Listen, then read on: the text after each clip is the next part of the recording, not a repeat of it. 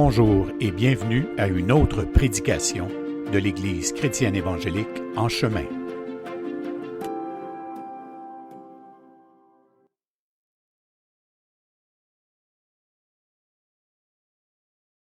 Donc, écoutez, tournez dans la lettre de Paul aux Romains au chapitre 4. On va continuer cette étude qu'on a commencée il y a quelques semaines. Il y a pas mal de semaines, finalement. Ça fait 21 semaines, là, je le vois ici. Donc, on est à la séance 21 de cette étude. J'espère que ça vous bénit parce que moi, ça fait quelques fois que je fais une étude sur la lettre aux Romains dans toutes ces années d'enseignement. Et puis, cette fois-ci, je ne sais pas, j'ai pogné quelque chose.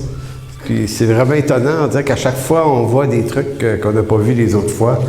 Puis cette fois-ci, vraiment, je suis extrêmement béni par cette étude.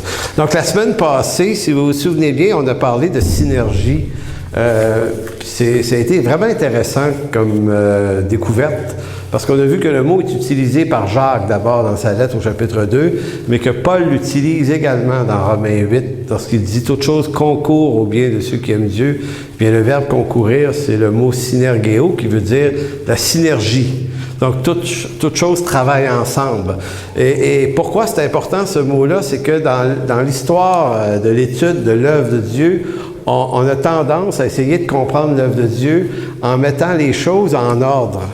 Parce qu'on est dans un monde où le temps passe. Hein?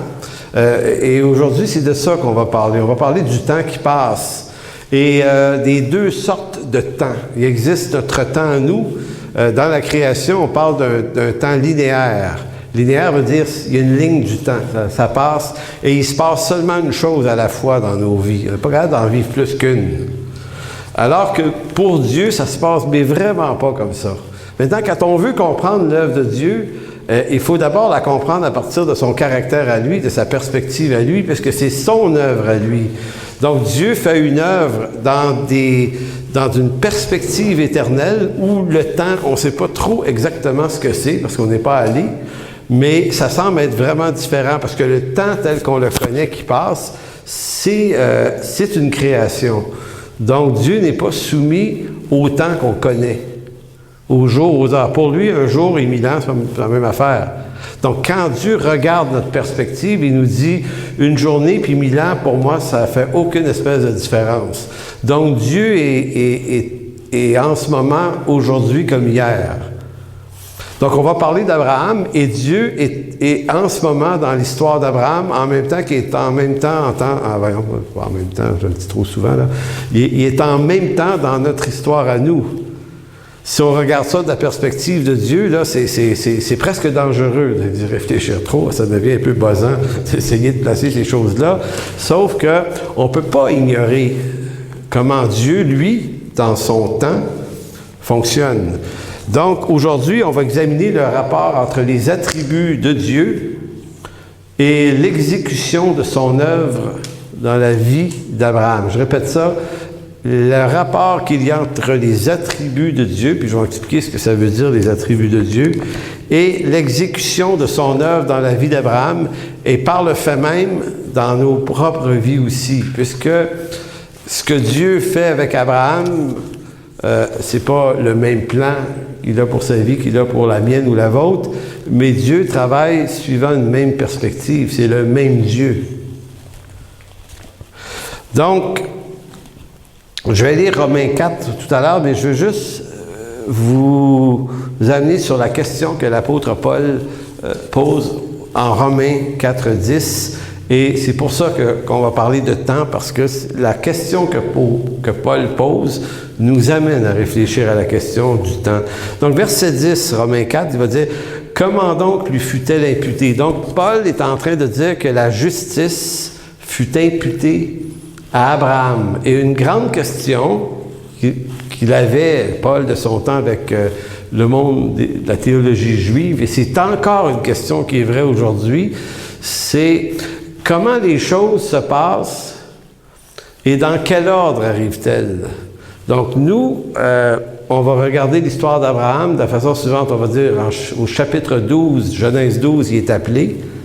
Genèse 15, Dieu fait une alliance avec Abraham et sa descendance. En Genèse 17, il est circoncis. Puis en Genèse 22, il offre son fils Isaac. Donc, ces 4 événements. Maintenant, on se poserait la question, dans lequel de ces 4-là, Abraham a-t-il été déclaré juste? Diriez-vous, parce qu'on a tendance à penser que au moment où Abraham, au chapitre 22, offre son fils Isaac, qu'il n'a pas offert finalement, mais il s'offre de l'offrir, on va le dire comme ça, là. Il s'offre de l'offrir, et là, Dieu voit la fidélité et l'obéissance d'Abraham. Donc nous, on pourrait penser, ben, c'est cet acte-là de foi et d'obéissance par lequel il est déclaré juste. Mais Paul dit, ben non, on ne peut pas dire ça. C'est pour ça qu'au verset 10, en parlant donc de la justice imputée à Abraham, il va dire, comment donc lui fut-elle imputée? Est-ce après ou avant la circoncision? La circoncision est arrivée au chapitre 17.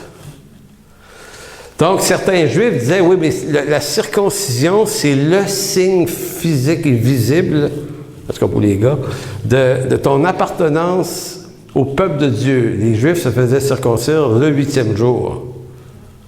Donc, quand tu te faisais circoncire, tu entrais dans cette alliance du Dieu d'Israël avec son peuple. Et l'alliance d'Abraham a été faite 2 chapitres avant la circoncision, chapitre 15. Mais Abraham a été appelé au chapitre 12, bien des années avant. Fait que là, c'est là qu'on se dit, ouais, mais attends une minute, quand est-ce qu'il a été déclaré juste? Et l'apôtre Paul, il pose une question un peu piégeante, en voulant dire, les gars, est-ce qu'il a été déclaré juste après ou avant la circoncision? Et c'est une question primordiale parce que la réponse qu'on donne à cette question-là chambarde notre théologie complètement.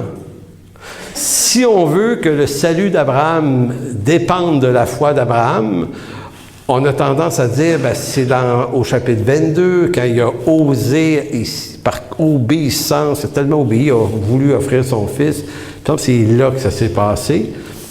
Et pas Moïse, mais Paul va répondre, non, il a été déclaré juste bien avant sa circoncision. Donc, il a été appelé quand, Abraham? Dans l'éternité. Dans l'éternité. Donc, ce que ça veut dire, c'est que, et c'est là qu'est le buzz intéressant, c'est que Dieu a fait son œuvre à partir d'une dimension du temps qui n'est pas la nôtre. Mais pour nous, elle s'inscrit dans du temps parce qu'il nous a créés dans un monde où le temps, le temps, c'est le temps que Dieu a voulu. Il fait les choses en son temps à lui. Donc, si nous, on regarde la théologie et la poursuite des choses strictement en fonction du temps linéaire qui est le nôtre, ben on passe à côté de quelque chose aussi en même temps. Je dis le mot temps de temps en temps. Le temps, tout le temps. Donc, c'est pour ça qu'il faut s'intéresser donc aux attributs de Dieu. Parce que les attributs de Dieu, c'est ce qui permet de savoir qui est donc Dieu, qui a créé le temps, mais qui n'habite pas le temps. Donc, qui est-il? Donc, les attributs de Dieu nous parlent des particularités qui définissent qui est Dieu en sa personne. Qui est Dieu en sa personne?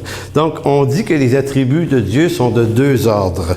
Le premier, les attributs incommunicables.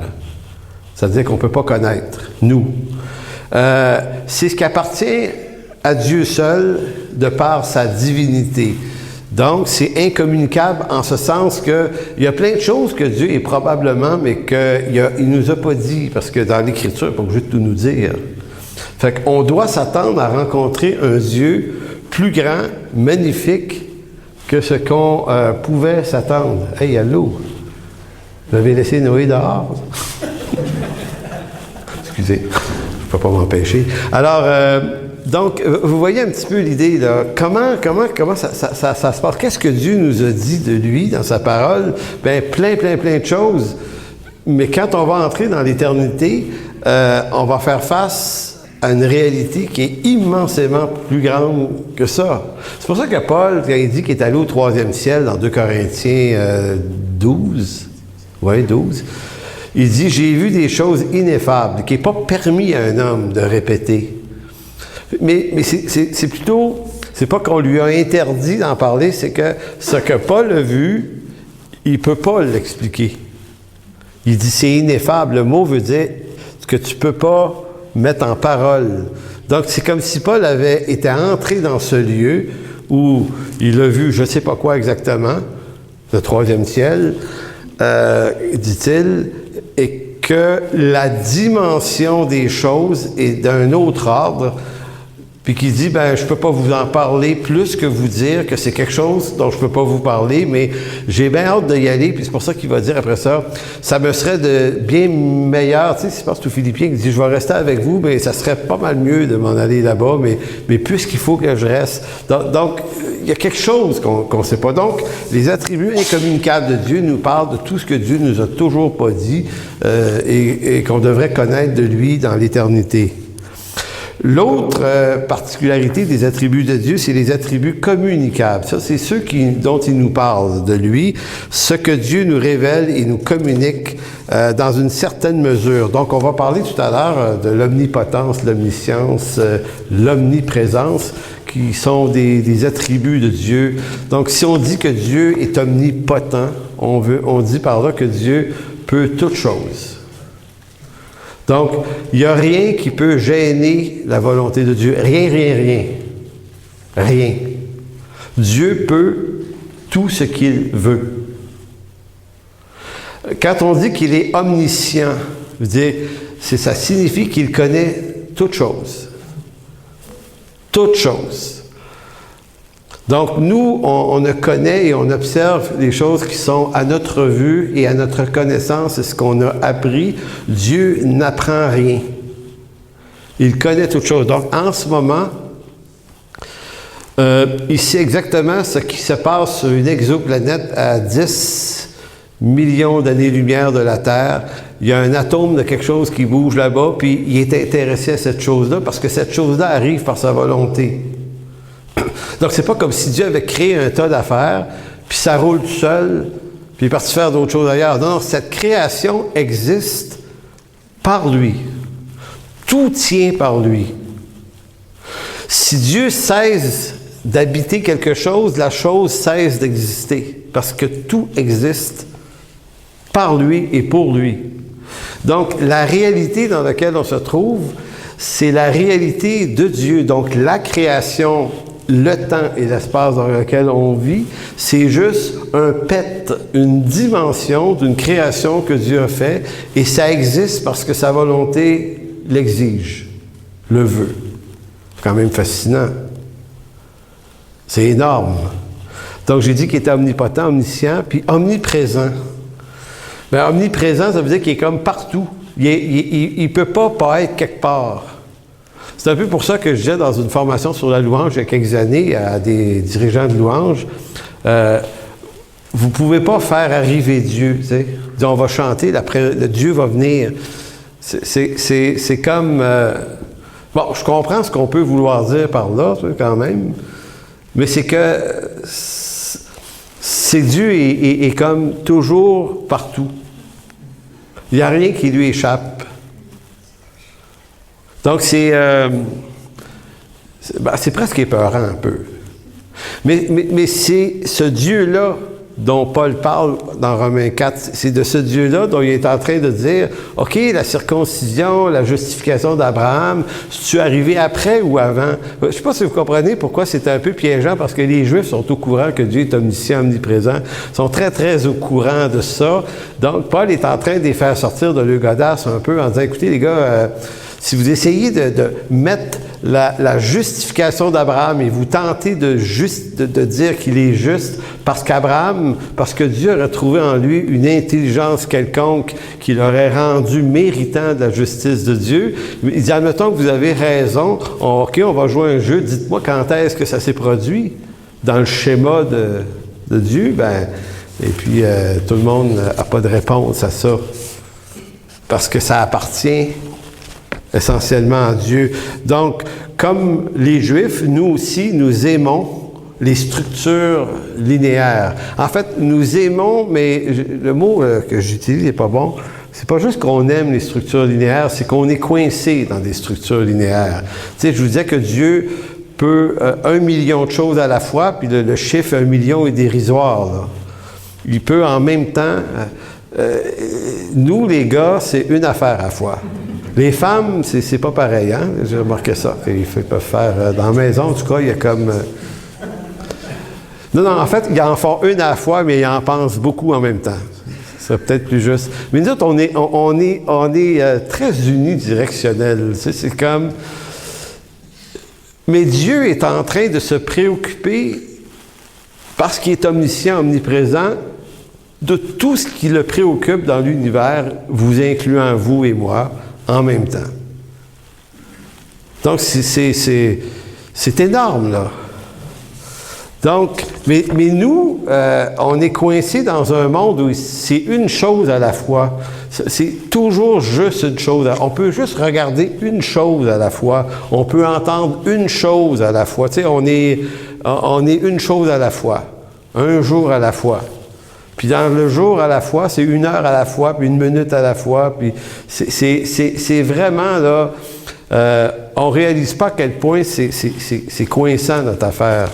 Donc, je ne sais pas, quand on va entrer dans le royaume de Dieu, est-ce que Dieu va avoir recréé une nouvelle terre et des nouveaux cieux dans l'espace-temps, où on va continuer, parce qu'on est des hommes, et dans le monde des hommes, c'est comme ça que la vie est faite. Il nous a créés comme ça, pour un monde, un temps, un espace comme ça. Donc, est-ce qu'on s'en va dans quelque chose qui est autre chose? On en reparlera au ciel. Donc, dans Romains chapitre 4, verset 9, je lis le texte. Ce bonheur, en parlant du bonheur de recevoir la grâce et d'être justifié, là, que Paul avait cité juste avant, il dit, ce bonheur n'est-il que pour les circoncis, les Juifs, ou est-il également pour les incirconcis? Car nous disons que la foi imputée à justice à Abraham, car nous disons que la foi fut imputée à justice à Abraham, comment donc lui fut-elle imputée? Était-ce après ou avant la circoncision? Il n'était pas encore circoncis, il était incirconcis. Donc, Paul répond en quelque sorte à la question en disant, la justice de la foi lui a été imputée bien avant la circoncision. Maintenant, lorsque Paul lance une phrase comme ça, pour nous, païens du 21e siècle, on se dit, ça change quoi? Pas grand-chose si on lit en surface, mais si on comprend ce que Paul est en train de dire, et que des Juifs qui entendaient un truc comme ça, c'est digne de mort. Je parlais avec Sabin hier, on est allé peinturer chez eux, puis en tout cas, bref, on jasait de ça, puis vous savez, il y a une affaire très, très intéressante dans le livre des Actes. C'est la fois où Paul s'en va vers Jérusalem, et puis en route, on l'avertit qu'il va vivre des tribulations. Il y a Agabus qui se mêle de ça, le prophète, il dit hey, ça va aller mal. Puis là, il a dit tu ne devrais pas y aller. Puis il dit non, mais je dois y aller, c'est le dessein de Dieu, fait que je vais. Fait qu'il y va, puis arrivé là, il y a une émeute. On veut le tuer. Et là, les Romains le défendent. Ils le protègent. Puis dans la nuit, ils mettent autour de lui 400 soldats romains, dont parmi lesquels il y avait 200 archers. C'est comme... écoutez, probablement, je ne sais pas si des rois ou des princes de ce temps-là pouvaient disposer d'un appareillage aussi intense quand ils se déplaçaient. Écoutez, c'est du monde, là, 400 personnes, ou un peu plus même, qui se déplacent pour pas que tu te fasses tuer. Donc, la protection qu'on lui a donnée est en proportion de la gang qui voulait le tuer. Donc, nous, on lit ça, puis on trouve ça amusant. Tu dis, ah oui, c'est cool, ils veulent le tuer. 400 personnes, vraiment, c'est béni. Gloire à Dieu, ils l'ont protégé. Mais la question qu'on oublie de se poser, c'est pourquoi ils veulent tellement le tuer? Et pourquoi c'est si important d'avoir 400 gardes du corps pour qu'ils ne meurent pas? Si on comprend la réponse, si on est capable de trouver la réponse à ça, on comprend à quel point l'Évangile, ça venait littéralement abattre un système religieux. Et que pour les Juifs qui se maintenaient dans un système religieux à l'époque et qui le défendaient, ça les rendait fous de penser, et c'est exactement ce que Paul essayait de dire au monde de son temps, c'est que la justification du pécheur est une pure grâce.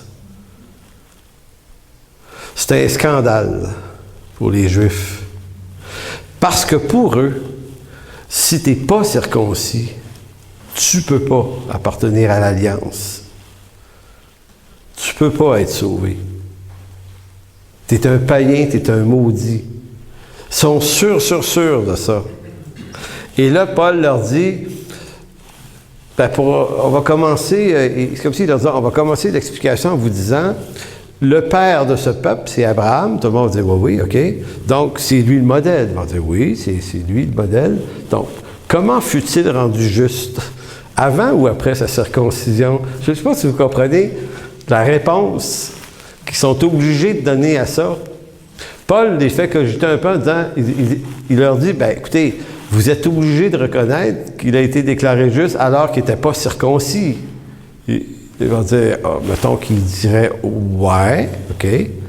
Donc, la justice ne vient pas de la circoncision, puis ne peut pas venir de la loi qui a suivi plusieurs siècles après.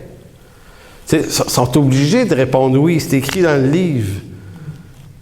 Mais ce n'est pas nécessairement ce qu'ils ont compris. Fait que c'est ça le point fort de ce texte-là. Donc, c'est un peu comme si, et je me permets d'utiliser ce chapitre 4-là pour fouiller un peu dans cette dimension-là, comprendre le caractère de Dieu, les attributs de Dieu, et comprendre que c'est pour ça qu'on a de la misère à comprendre, parce qu'on a l'impression que Dieu habite un univers parallèle au nôtre. C'est comme si Dieu évoluait dans un univers où le temps est le même que nous, mais c'est juste un univers parfait, sans péché, et comme si Dieu, lui, à travers une espèce de vitre, voyait ce qui se passe de l'autre côté. Donc, de notre bord, c'est la malédiction du péché, et de l'autre bord, il y a le Père, le Fils et le Saint-Esprit qui regardent la joute, puis qui accompagnent ça. Hein? Donc, on serait en parallèle. Alors, Dieu, son univers à lui, son monde à lui, n'est pas en parallèle à l'homme, à l'univers de l'homme. Il est complètement extérieur à ça. De telle sorte que quand Dieu veut venir habiter sa création, il n'est pas capable. C'est-à-dire, pourtant, il est venu. Oui, il a fallu qu'il se fasse homme. C'est-à-dire que la création de l'univers, et quand vous regardez l'univers et toute sa grandeur et sa splendeur, on mesure ça à 15 ou 13,5 milliards d'années-lumière, là, de bout à bout à peu près, là, ces temps-ci. Et il y a du temps dans ça, hein? 13 milliards et 0,5 d'années-lumière, c'est du temps. Et là, je ne m'embarquerai pas trop là-dedans, mais pour découvrir, selon les théories d'Albert Einstein et de d'autres, c'est que le temps est relatif aussi. Ça, c'est excusez, il y a un mot qui venait, je ne le dirai pas, mais c'est embêtant. C'est embêtant parce que pour nous, le temps, c'est séquentiel, c'est précis, ça se calcule, ça se déjoue pas du temps. Tu sais, le temps passe, il va y avoir 24 heures aujourd'hui, il n'y aura pas 25, il n'y a rien à faire. Ça ne changera pas. On est coincé, puis en même temps, ça, c'est sur la Terre, mais dans l'univers, sur des dimensions de milliards d'années-lumière, la lumière courbe dans le temps, dans l'univers. La lumière est courbe. Il n'y a pas de ligne droite dans l'univers. Tout est courbe. Et à cause que la lumière est courbe, ça fait courber le temps. Fait que quelque chose qui peut être à 10 années-lumière est probablement plus proche à cause de la courbure du temps. Mais nous, en d'autres mots, je trouve complètement génial des savants qui ont découvert ça. Je ne comprends pas qu'ils ont compris ce qui est absolument pas observable, mais Albert Einstein l'a compris. D'ailleurs, il y a un film qui a été fait là-dessus, sur Durant la Deuxième Guerre mondiale, Albert Einstein et Arthur Eddington. C'est la première? Oui, excuse, c'est la première. Durant la Première Guerre mondiale, Albert Einstein, et il y avait un savant anglais qui s'appelait Arthur Eddington, qui était un chrétien très, très ferme dans sa foi. C'était un Quaker, ouais, puis lui, là, il avait une foi intense. C'est les deux grands cerveaux de ce temps-là. Et Einstein avait émis l'hypothèse de la courbure de la lumière et du temps. Et Eddington, c'est le seul autre gars sur la planète qui a compris de quoi Albert Einstein compris, que tous les autres disaient, ben voyons, ça fait aucun bon sens. Puis là, ça fait pas de sens, effectivement. Mais il y a des cerveaux comme ça qui sont capables de capter des concepts. Et Eddington a organisé une expédition en Afrique lors d'un... Il y avait une éclipse solaire, c'est ça? Éclipse lunaire et solaire. Et puis, et avec ça, on était capable d'observer et de vérifier si effectivement il y avait une courbure. Puis ça s'est avéré vrai. Et ça a complètement transformé le monde de la recherche en astrophysique et astronomie. Maintenant, écoutez, il y a des hommes qui arrivent, on dirait, à capter des bribes infimes de la création de Dieu. T'sais. Et là, plus tu en découvres sur la création de Dieu, plus tu découvres à quel point, mais c'est donc bien compliqué ce que Dieu a fait. C'est rempli de lois là-dedans qui agissent ensemble, qui coopèrent ensemble. Et Dieu fait tout ça.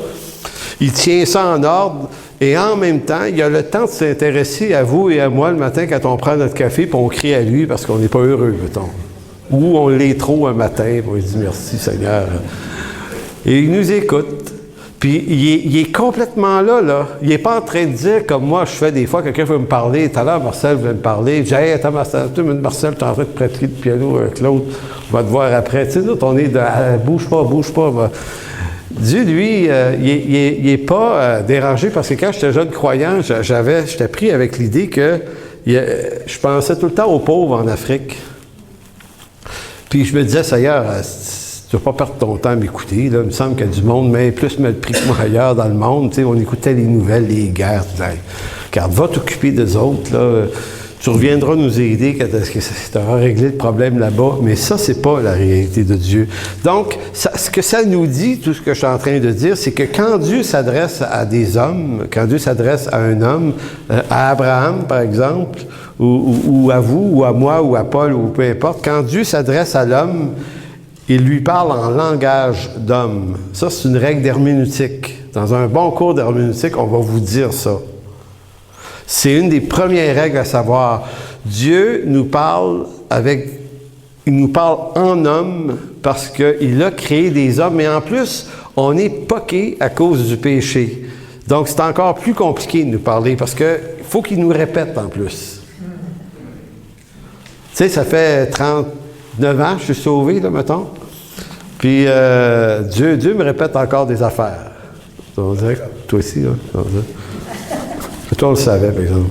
Ah, c'est une joke. Parce que un beau sourire, ça attire ma... Là, je vois ton beau-frère qui rigole en arrière. Donc, quand Dieu s'adresse à des hommes, il doit leur parler homme. C'est le docteur Djabala à la faculté, dans le cours d'herméneutique, qui avait dit ça, puis ça m'a vraiment saisi, cette phrase-là, qui avait l'air de rien, puis je me dis, c'est rempli de quelque chose, cette petite phrase-là. Dieu nous parle homme. Il nous parle en langage d'homme, en traduisant ses décrets éternels et son dessein éternel, il doit nous traduire ça en réalité temporelle. En réalité temporelle linéaire, parce que nous autres, on en capte une à la fois. Puis souvent, on ne la capte pas la première fois. Donc, c'est comme on est au pablum, là. Tu sais, Dieu dit, regarde, OK, je vais te parler un peu de mon œuvre. OK, oui, OK. Tu sais, nous autres, on attend le steak, là, de jouer. Non, prends juste un petit peu, va te donner ça au pablum, puis même à ça va te dépasser. C'est intéressant quand même. Mais Dieu le fait, ça. Il fait cette œuvre-là. Il décide de nous parler de lui. l'histoire de l'humanité, c'est son histoire à lui, c'est pas la nôtre.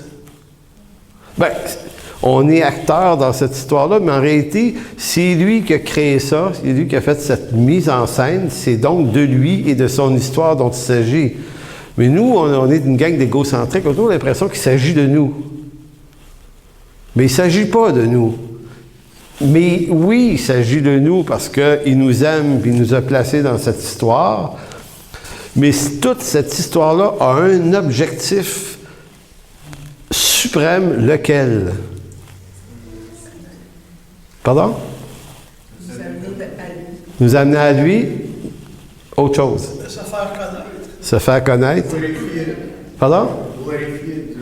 Sa gloire. Ça a une seule raison, c'est de nous faire connaître sa gloire. Les autres raisons, vous avez dit, sont bonnes aussi. Mais la raison suprême, tu sais, quand vous dites, c'est de se faire connaître à nous, mais il se fait connaître à nous afin que lui soit glorifié. Dieu n'habite pas un univers parallèle, ça je l'ai dit. Nous ne vivons pas dans un monde inférieur au sien, dans lequel il intervient pour corriger quelquefois des trajectoires ou quelques trucs qui ne fonctionneraient pas bien. Nous vivons dans un monde créé par lui et entièrement soumis à sa parfaite volonté, à sa complète souveraineté. Et là, on peut ouvrir plein de portes, oui, mais il y a plein d'affaires qui ne marchent pas, des imperfections.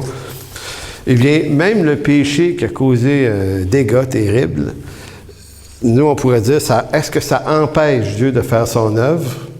Absolument pas. Dieu se glorifie de toutes nos faiblesses. Il est capable de récupérer tout ça et de faire concourir tout ça au bien de ceux qui lui appartiennent. Romains 8, 28.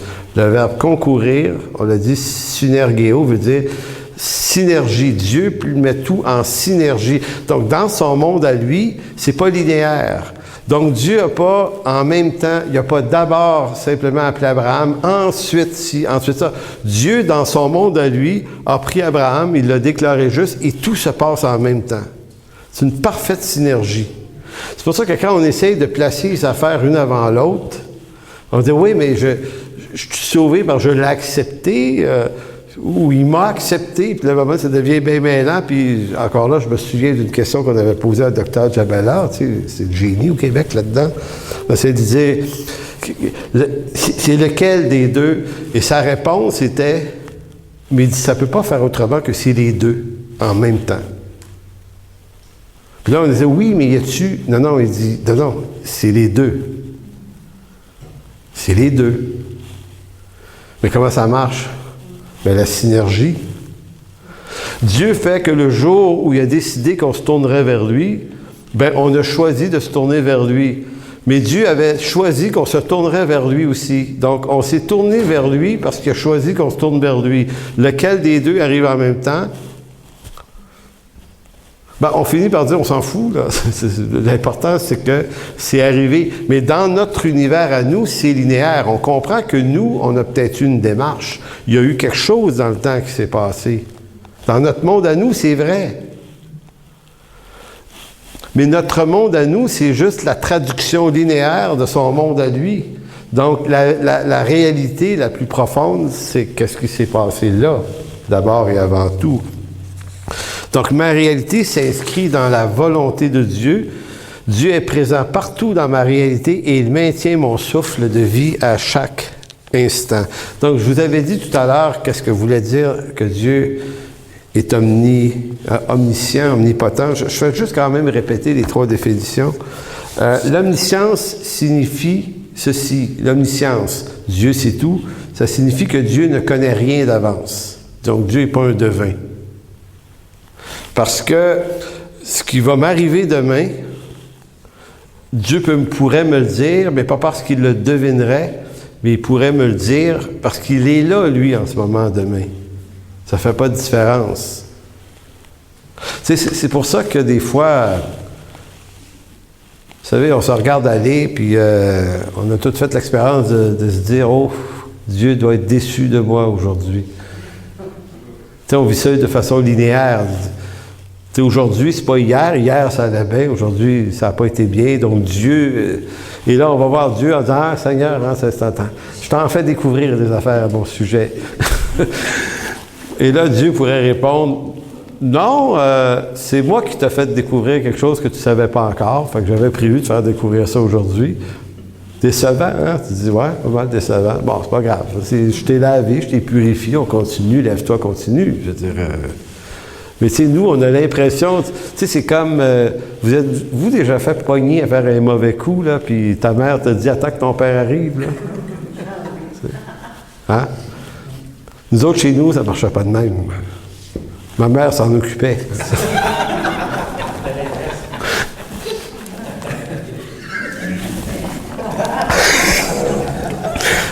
Attends que ta mère arrive. Ouais. Non, mais au Québec, c'était matriarcal. Les mères savaient s'occuper de ça pas mal. Là. Fait que, donc, pour revenir à l'omniscience, Dieu ne connaît rien d'avance. Il connaît toutes choses de toute éternité. Il est attentif au battement de l'aile d'un oiseau, tout en étant pleinement présent sur l'activité d'une atome à une planète à 5 milliards d'années-lumière, tout ça en étant attentif aux cris de nos cœurs. L'omnipotence nous dit Dieu peut tout ce que sa volonté exige, car rien dans l'univers créé n'agit autrement qu'en obéissance à ses décrets. Et Dieu, l'omniprésent, c'est Dieu agit partout à la fois sans que rien ne soit négligé, jamais. Dieu est partout, toujours et en tout temps. Donc voilà ce qui est très intéressant à savoir pour vous et moi,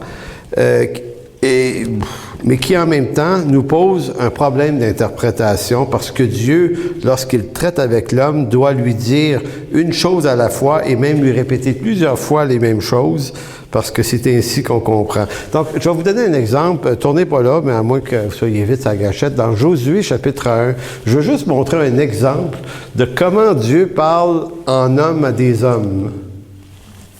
Et que si on saisit mal l'omniscience, l'omnipotence de Dieu, on a l'impression que Dieu vit des choses, les moments heureux et les moments malheureux en même temps que nous. Et en fait, oui, parce que quand Dieu vit, puisque Dieu s'intéresse à nos vies, ben, on peut réjouir le cœur de Dieu, puis on peut attrister le cœur de Dieu.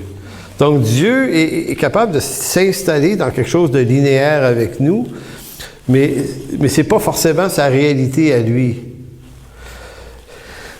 Dans Josué 1, vous avez cette histoire où il est écrit « Après la mort de Moïse, serviteur de l'Éternel, l'Éternel dit à Josué, fils de Nun, je ne sais pas comment le prononcer ce mot-là, parce que serviteur de Moïse, Moïse, mon serviteur, est mort. » Donc Dieu dit ça à Josué, « Mon serviteur Moïse est mort.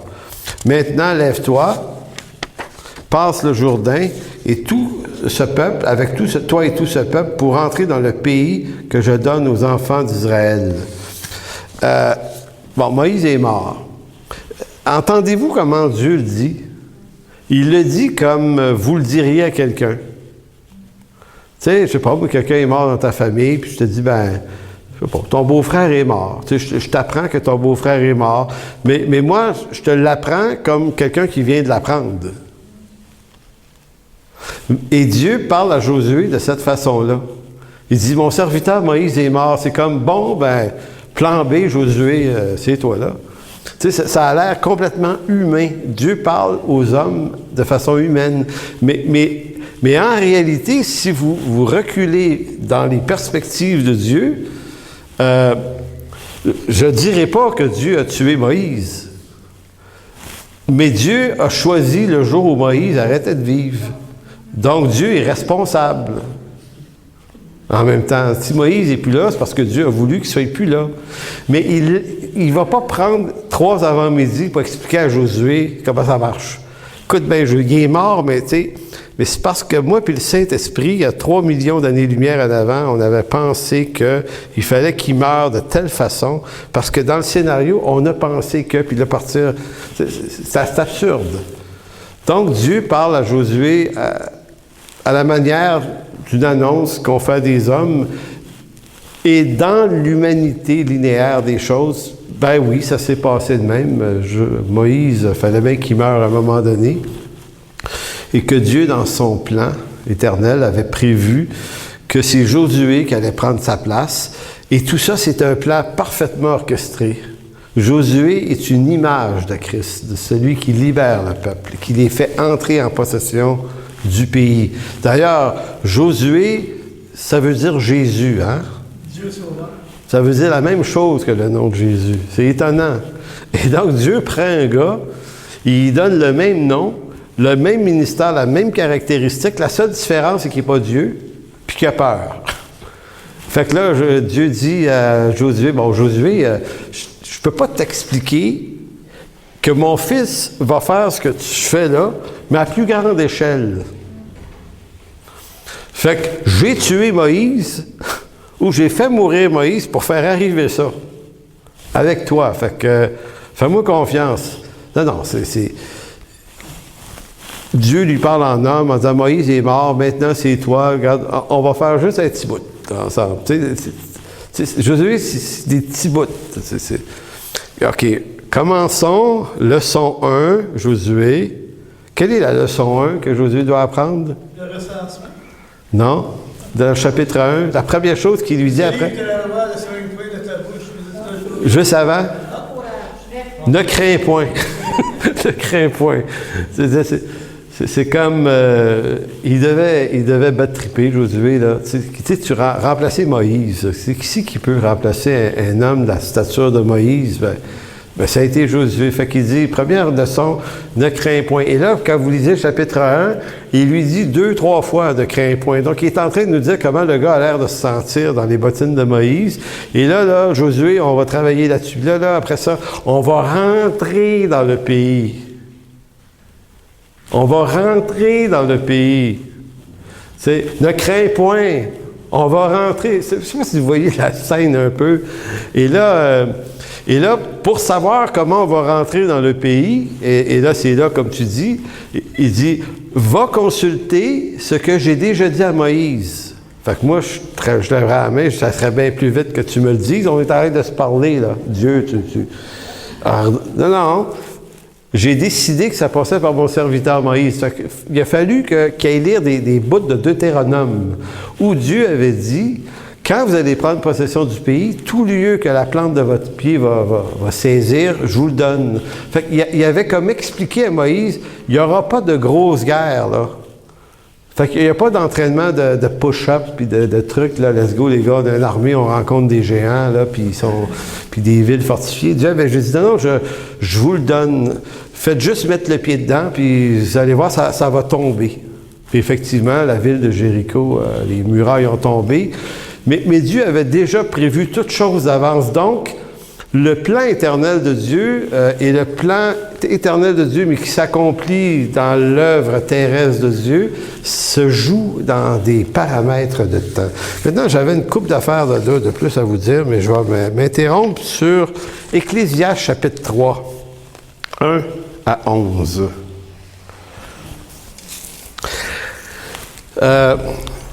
C'est la version sommaire ici. Et c'est vraiment intéressant de lire ce texte-là sur la question du temps.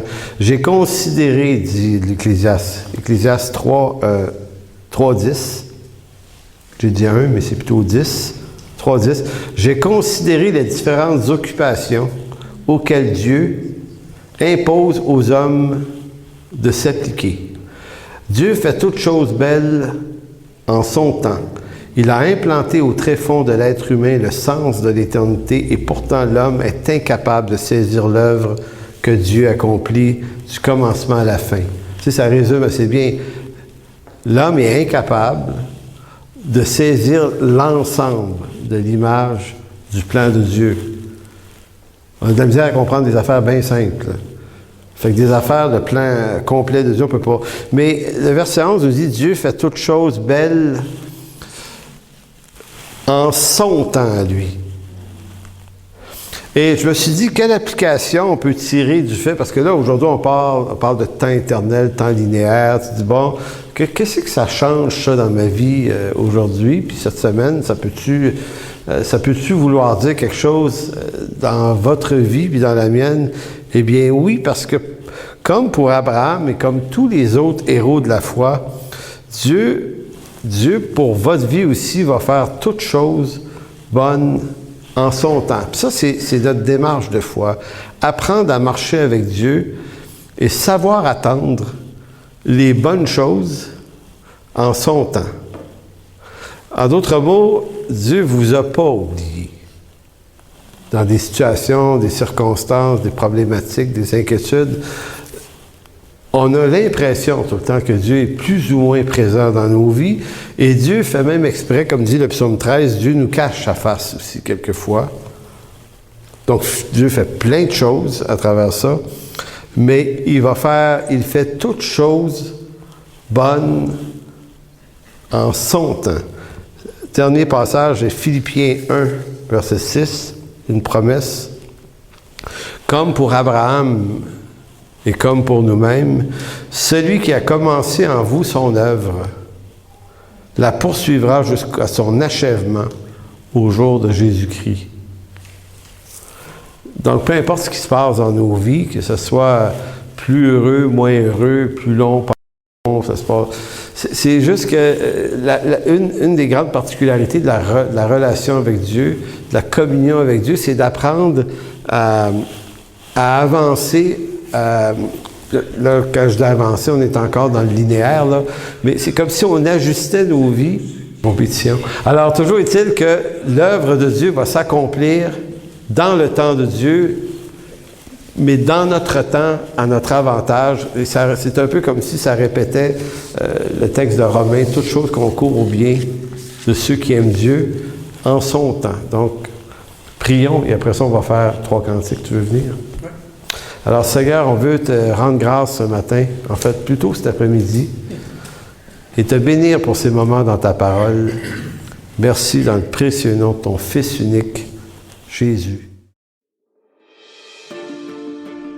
Pour toute information, n'hésitez pas à communiquer avec nous à info@église-en-chemin.com.